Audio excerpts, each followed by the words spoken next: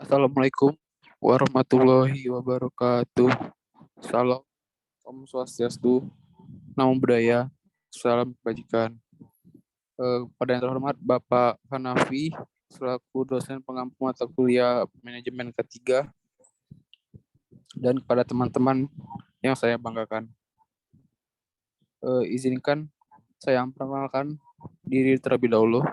Nama saya Muhammad Abdul Salam Alfarman dengan NIM 20811334162, Prodi Administrasi Perkantoran Gunung Kidul, kelas B tahun 2020.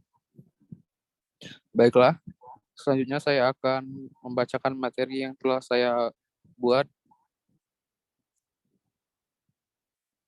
Next. Yang pertama, ada pengertian ketiga. Di sini pengertian keselamatan dan kesehatan kerja menurut Peraturan Pemerintah Nomor 50 Tahun 2012.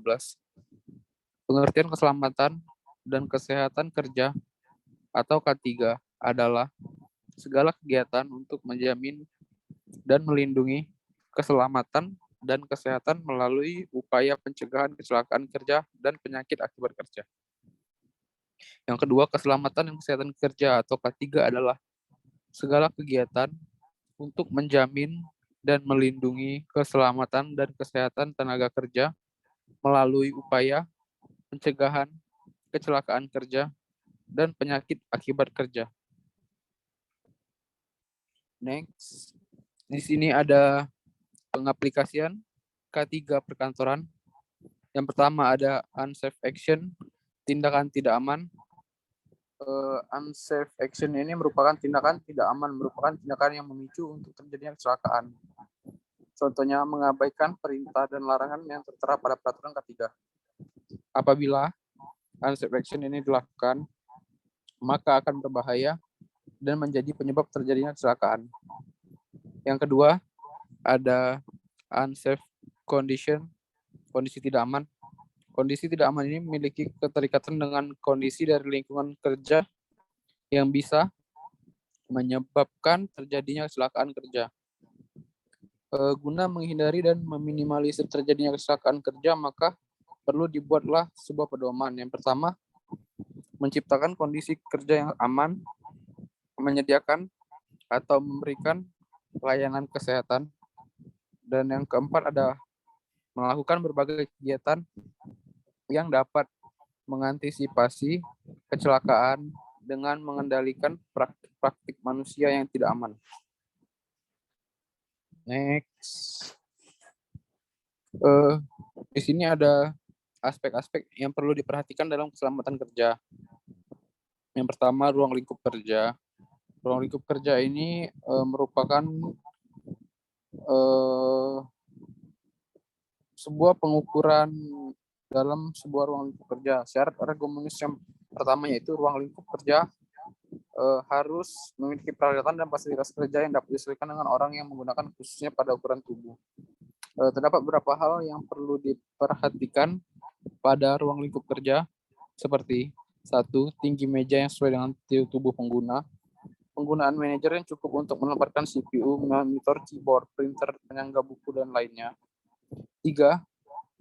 Mengatur meja dengan memperhatikan bagaimana perangkat tersebut digunakan.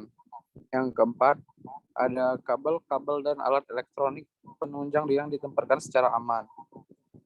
Yang kedua, ada duduk dan letak jari. Terdapat beberapa jenis pekerjaan yang memerlukan sikap dan posisi tersebut.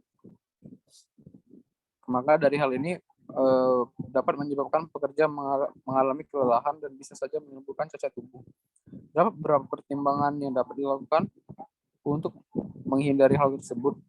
Yang pertama ada mengurangi bekerja dengan sikap dan posisi membungkuk dengan frekuensi yang lama. Yang kedua, operator menggunakan jarak jangkauan yang normal. 3. Duduk atau berdiri pada saat bekerja untuk waktu yang lama, maka tidak dianjurkan untuk posisi kepala, leher, dada, atau kaki berada dalam sikap posisi miring. Yang ketiga ada ukuran dan bentuk kursi. Mungkin ada beberapa prinsip umum untuk kursi dalam perkantoran. Pertama, agar kursi stabil, dan mudah digerakkan, maka harus 5 roda pada kaki. 2. Memiliki kursi yang dapat diturunkan dan dinaikkan. 3.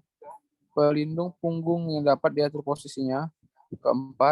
Pelindung lengan yang dapat diatur posisinya. Yang keempat, tempat istirahat kaki. Beberapa hal mengenai prinsip umum untuk tempat istirahat kaki, yaitu 1. Tempat istirahat kaki diletakkan pada alas kaki yang fleksibel. Kaki tidak dilipat karena menyumbat aliran darah dan dapat menyebabkan pundak kelelahan. Yang terakhir ada posisi layar. Posisi layar komputer ini merupakan apabila perusahaan menyediakan komputer atau laptop dengan layar monitor CRT, maka sebaiknya menempatkan layar anti radiasi guna mengurangi gangguan mata. Beberapa cara untuk mengurangi keluhan pada mata yaitu 1. Pilih monitor yang berbentuk LCD karena kualitas layar lebih baik daripada versi lama. 2. Memberi jarak mata dengan monitor komputer sejauh 30 cm. 3. Mengatur warna pada layar. Yang keempat, sering mengedipkan mata agar merangsang keluarnya kelenjar air mata untuk mengeluarkan air mata yang nantinya dapat membuat mata menjadi lebih basah dan lembab.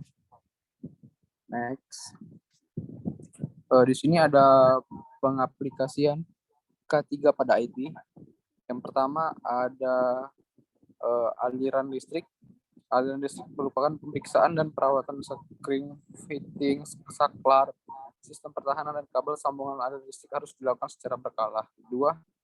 Jika kabel listrik rusak, maka harus diganti oleh orang yang memiliki keahlian sejenis agar terhindar dari bahaya. Ketiga, periksa terlebih dahulu peralatan listrik yang akan digunakan. Selanjutnya ada mouse. Ada beberapa hal yang perlu diingat jika menggunakan mouse. Yang pertama, mouse harus berada pada ketinggian di mana lengan, pergelangan tangan, dan tangan sejajar. 2. Tepatkan mouse sedemikian rupa sehingga tidak perlu terlalu jauh dari jangkauan tangan. 3. Keyboard. Hal yang perlu diperhatikan saat menggunakan keyboard adalah keyboard harus ditempatkan pada ketinggian tertentu sehingga lengan atas, pergelangan tangan, dan tangan berada pada posisi sejajar ketika sedang mengetik. Yang terakhir ada headset. Yang pertama, pastikan volume suara yang digunakan tidak terlalu tinggi maupun terlalu rendah. 2.